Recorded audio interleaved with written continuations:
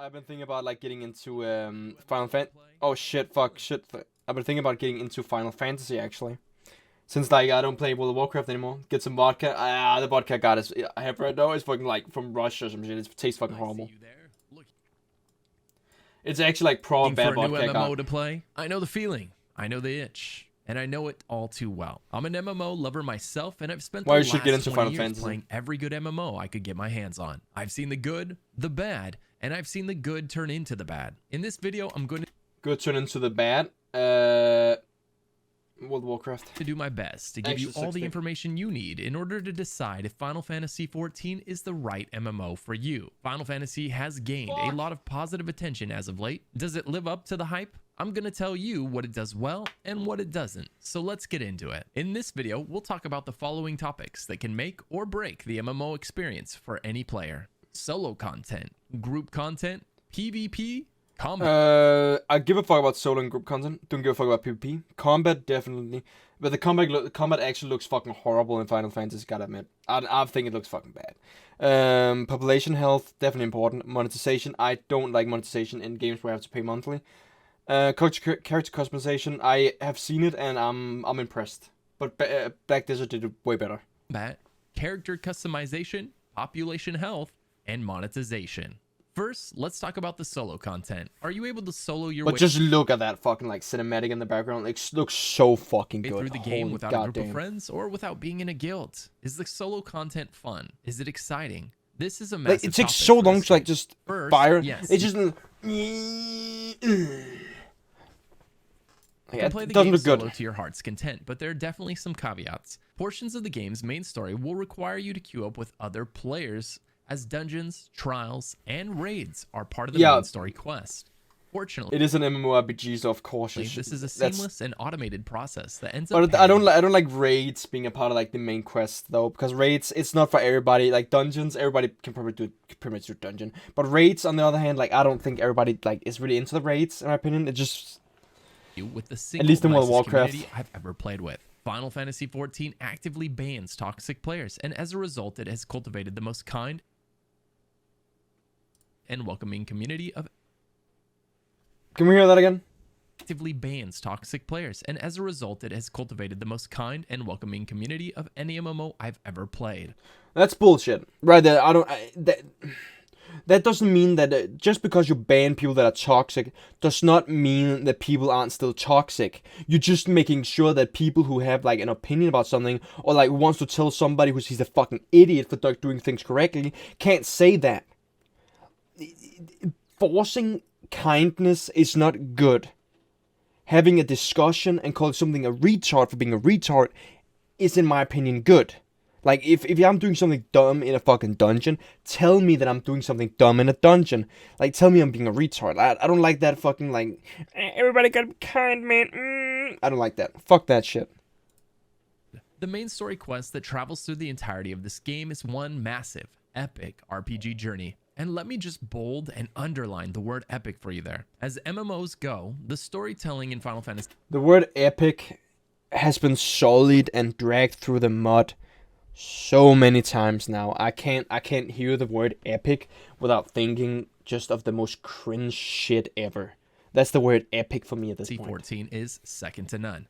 Let me explain why. Square Enix has gone through great lengths to write an incredibly deep and complex story, but they didn't just write it, they delivered it. They have managed to tie the dungeons and trials of the game seamlessly into the story with brilliantly voice-acted cutscenes that have left me on the edge of my seat, cheering, screaming, or laughing. But what's most important for me is that let's say the NPCs you meet actually are also voiced, so it doesn't feel like it's just like some like, hey yo, like you click on a character, hey yo, and that's all it's saying, just text. I don't like that. I prefer to not having to read. I prefer to listen to somebody say it actually. These cutscenes deliver the climax of the moment so much better than a talking NPC can. Other MMOs need to take note. This is how you deliver a story in an MMO. A lot of you are the type of player to skip through the quest dialogue without reading it. And let's be honest, most of us have been that player in one MMO or another. That's largely because in a lot of MMOs, the quest dialogue was very low effort and not interesting enough to be worth reading. So, classic WoW. The quest dialogue is fucking bad. Nobody read that shit. In Classic, everybody just got fucking questy. Nobody fucking like actually like sat around like read those, like, unless you're fucking uber danger or some shit like that. Like, holy fuck. For many players, this is the hardest habit to break while playing Final Fantasy XIV. I very much recommend you slow down, enjoy the story, and soak up the dialogue both in the quests and in the voice-acted cutscenes. The finish line will always be there, and the sooner you get there, the sooner you're waiting on the next expansion. But if you take the time to watch the cutscenes and read the quests, you'll end up screaming "oh my god" as an epic and unexpected event unfolds in the cinematic cutscene that ends up playing before you. I can say this as someone having experienced these moments dozens of times throughout my journey. Now, again, I don't like to read. I want it to be voiced, like the quest dialogue. If even the fact that he wants me to take it slow says to me that it's good.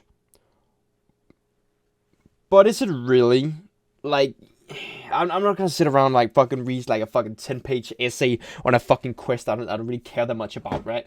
Like, that's not gonna be me.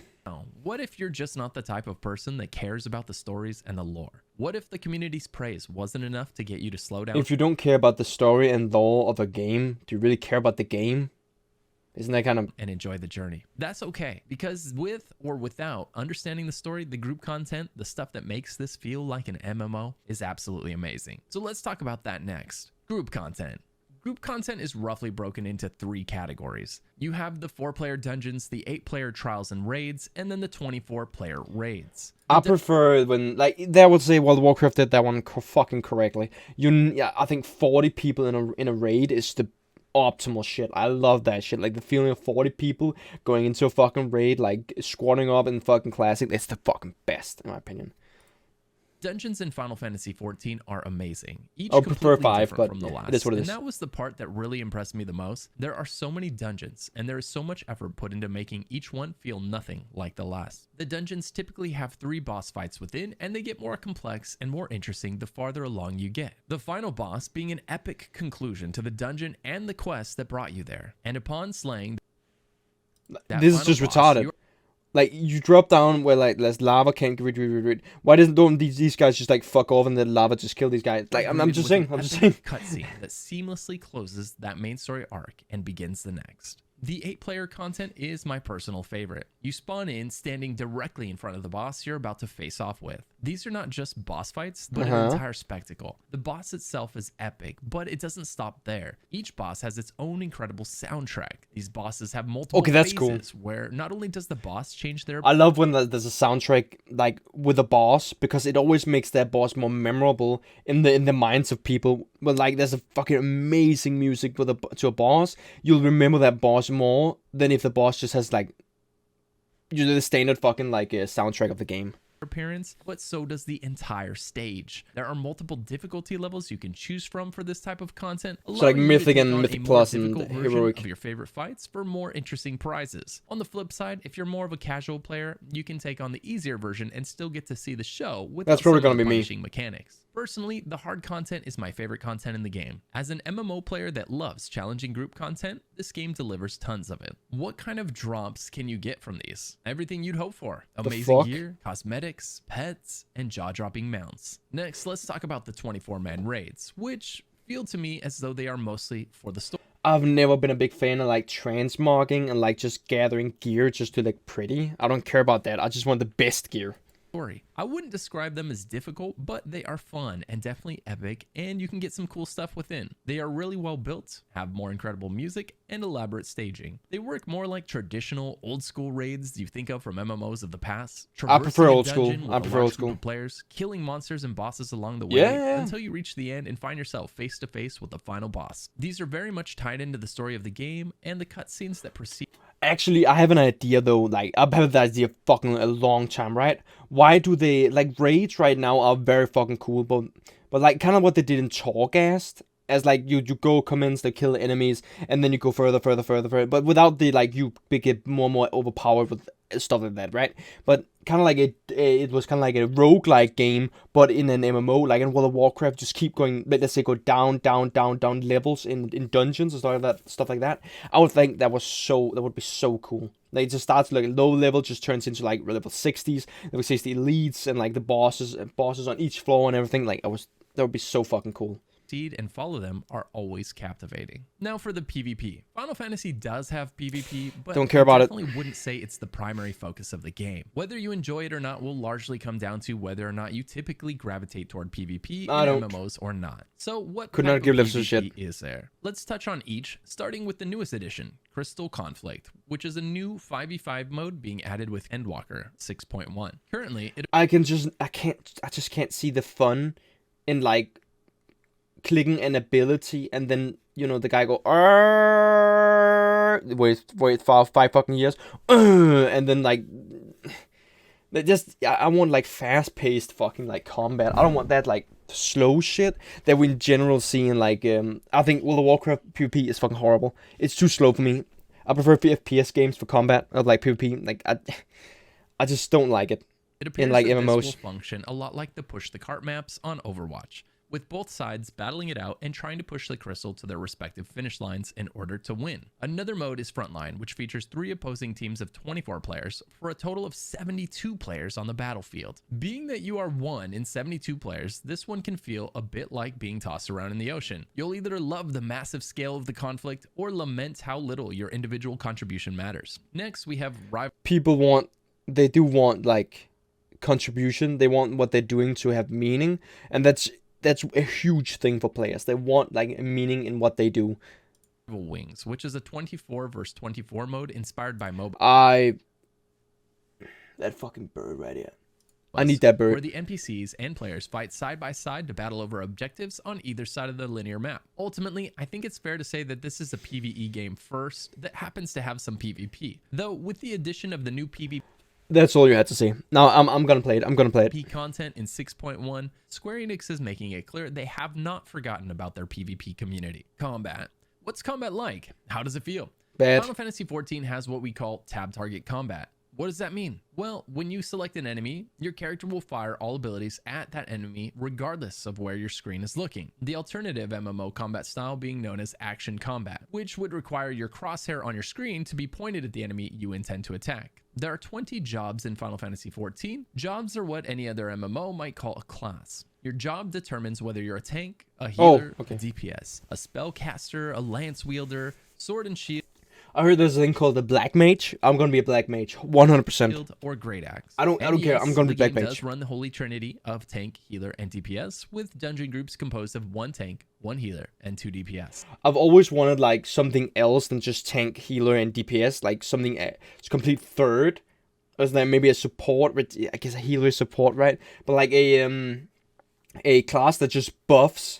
So it would be like a support class just giving buffs to like people in the raid and stuff like that. I think that would be like a huge thing to like add. So it wouldn't be like the Holy Trinity, but the Holy Squad or like something like that. At low level, I want something new. Very basic. Select the enemy and use your ability, but this quickly expands as you level up. You will unlock more abilities, more passives, as well as class gauges. These class gauges act as a sort of minigame that you play as you fight, creating windows where you do huge damage, pop cooldowns, and fire off those big abilities. In its early levels, combat feels slow and simple. This serves to provide a great sense of progression, as that will quickly change as you unlock abilities, passives, job gauges, and off-global cooldown abilities, known as OGCDs. These are abilities you can press while waiting for your other abilities to come off of their global cooldown. All of this to say that while the combat might feel a little bit...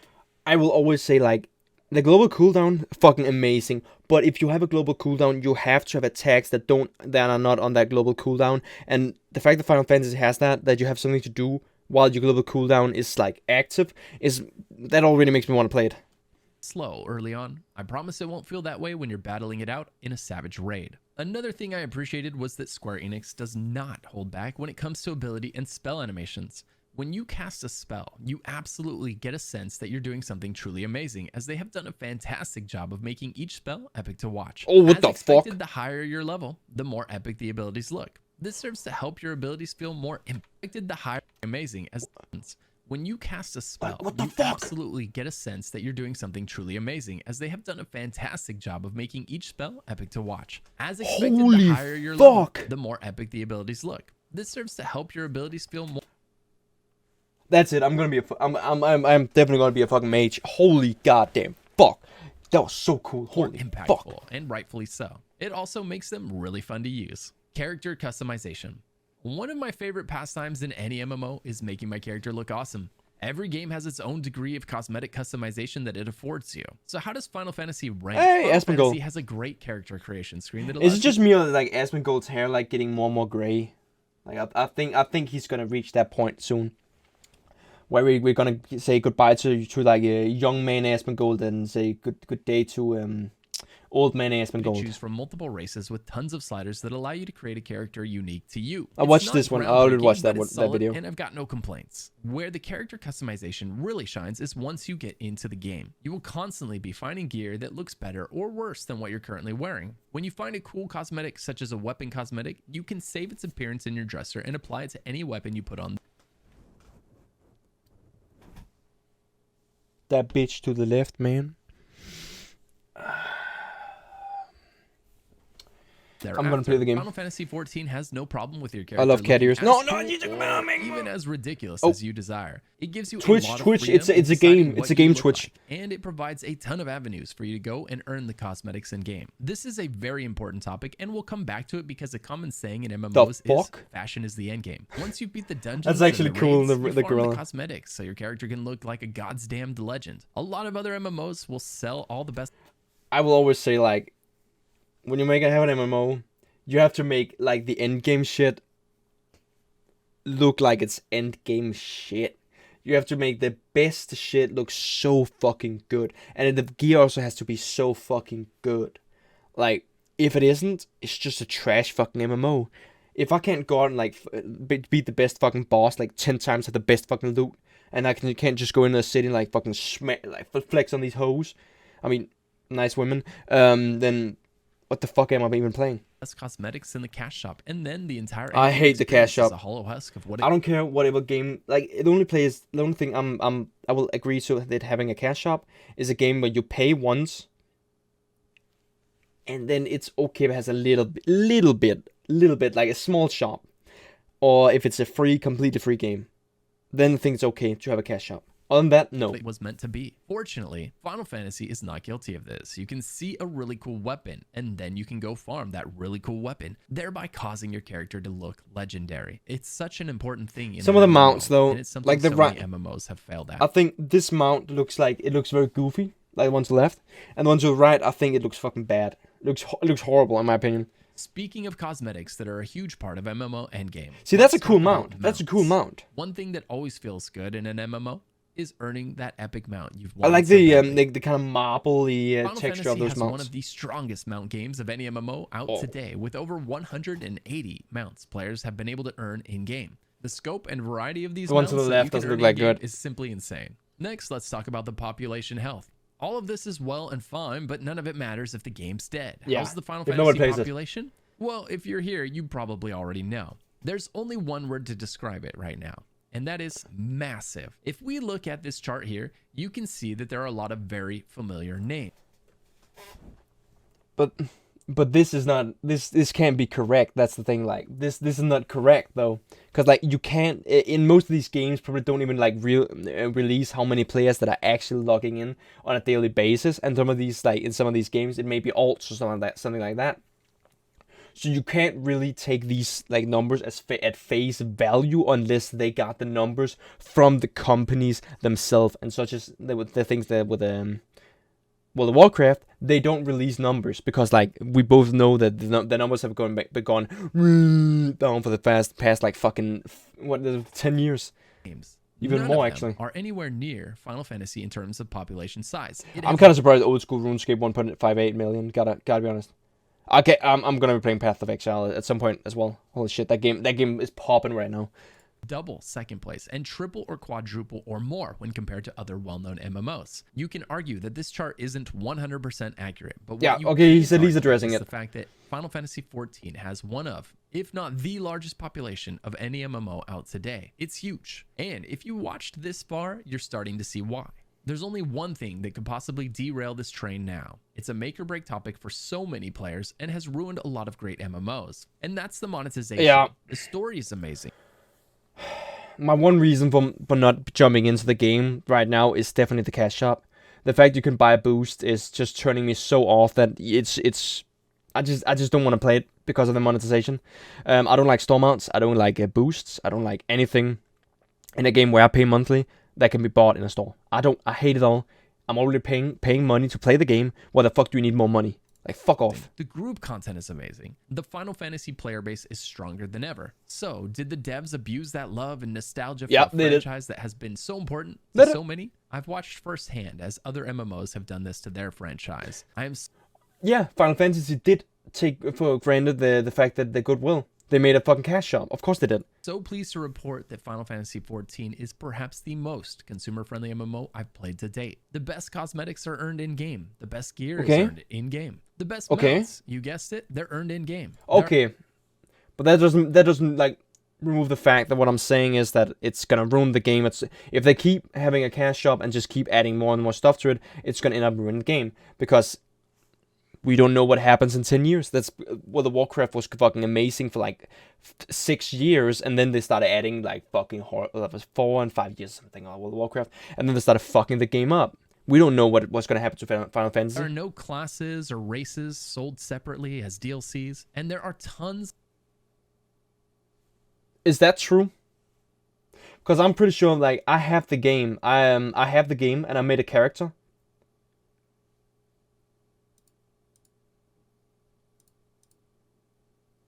Oh, shit.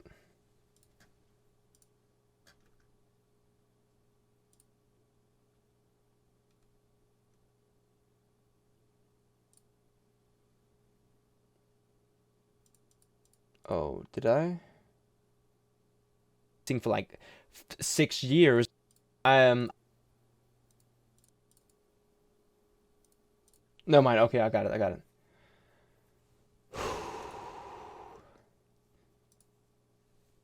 Okay, just a second. Of all of these things to be earned in-game, and the sheer quantity of cosmetics that you can earn game is mind-boggling. I have never once opened the cash shop, nor have I felt like I needed to. In fact, it's not uncommon for a player to not even know it exists because they don't even put it in the game. You have is that true? I don't know, man. If there's a cash shop in a game, people probably do know there's a cash shop in the game. To close I don't even kid around about that. If you want to see what they sell. Absolutely amazing. It's the truest, most unadulterated MMO experience I've had in a long time. My subscription gets me everything. And guess what? That mentality of trying to make money by my subscription gets me everything, but there's still a cash up in the game. Making a great game, instead of by trying to extract money from their player base at every turn, has resulted in this game being massively successful and loved by its community. No surprise. In summary, the solo content is second to none. I'll admit it, it can be a bit heavy in the dialogue boxes that they want you to read sometimes. There have been moments I wondered why the cutscene I watched wasn't 5 seconds longer so that I didn't have to read 3 more, much less immersive speech bubbles when I got out of it. But that's really nitpicking on my part. The brilliantly voice-acted cinematics, the way they weave the dungeons and trials into the story, and then close them out with a cutscene that leaves your jaw on the floor. My God. Other MMOs, take note. This is how you write a story that leaves the players wanting to quest for the story rather than simply for the reward. There seems to be a rather common opinion that the earlier quests are the slowest, with the story just continually getting better and better as you go. Yeah, that's what I heard. Along. I think I definitely agree with this sentiment, not because the early story was bad, but because their most recent expansions have been so damn good. Group content is amazing. While the dungeons and alliance raids are oftentimes too easy for my masochistic soul, the extreme, savage, and ultimate difficulty content is where I can go for a fun challenge. I like difficult. I like to die when I fail a mechanic. And the dungeons are, in my opinion, too forgiving in this regard. Fortunately for those of you who, like me, enjoy challenging content, Final Fantasy XIV has tons of it, and it happens to be my favorite content in the game. The 8-man Again, I also heard there's like combat races and that you got infinite of those. Like, I need to try that before I'm gonna have an opinion on it though. But like that seems kind of very, very fucking forgiving. Trials and raids. The PvP is fine, but I haven't been blown away by it like I have the PvE. I've tended to default to PvE in MMOs that separate the PvP into a side minigame like Final Fantasy does, and so the PvP for Final Fantasy XIV hasn't grabbed hold of me yet, largely because there's so much amazing PvE content constantly whispering sweet nothings into my ear. The combat is great, and it really shines when you get out of your early levels and unlock your class gauge. Gameplay between classes feels genuinely different. Skill animations and limit breaks are so like beautifully diversity made. in the classes. There's so much effort put into them that you can't help but feel amazing while firing off your abilities. You will constantly have that proud moment where you think to yourself, hell yeah, that was my ability that just did that. The game is not afraid to make you feel like a god. You're literally saving the world, and it makes sure you know it. Character customization is amazing. You'll have no trouble creating a character you're excited about logging into. And I do like cat girls. You don't have to touch the cash shop to get the coolest cosmetics in the game. And yes, that includes mounts. So many amazing earnable mounts. The monetization is the best of any MMO out right now. It's fair, they don't abuse you with loot crates, they don't hide all the best cosmetics in the cash shop, and they don't even put the cash shop in the game. You have to seek it out, and there's not an ounce of pay to win in there. Because of this, it's the biggest MMO in the world right now. A shining beacon of what happens when you focus on making a good game first, so that more people want to keep playing, instead of focusing on getting as much money out of the players as you can before they stop playing. It's been an eye-opening experience for me, and I'll definitely continue to play this amazing game myself. As for you, if you haven't given the game a try, why not? The first 60 levels are that free. main right here. Just Google Final Fantasy Looking here, and that's 2 girls behind him. 14 That's free me. trial, or That's click the fucking me. link in the Right description there. below. You won't regret giving it a chance because it costs you nothing. If you enjoyed this video, and if you're still here, you probably did. So please consider liking and subscribing Amazing so that video, Algorithm honestly. Senpai notices and loves me. Thank you so much for watching, and I hope to see you again soon. If you ever want to hang out. A great fucking video, honestly. Really gave me something to consider when I'm gonna finally be jumping into that game. But yeah, a great fucking video. Definitely drop a like on that one.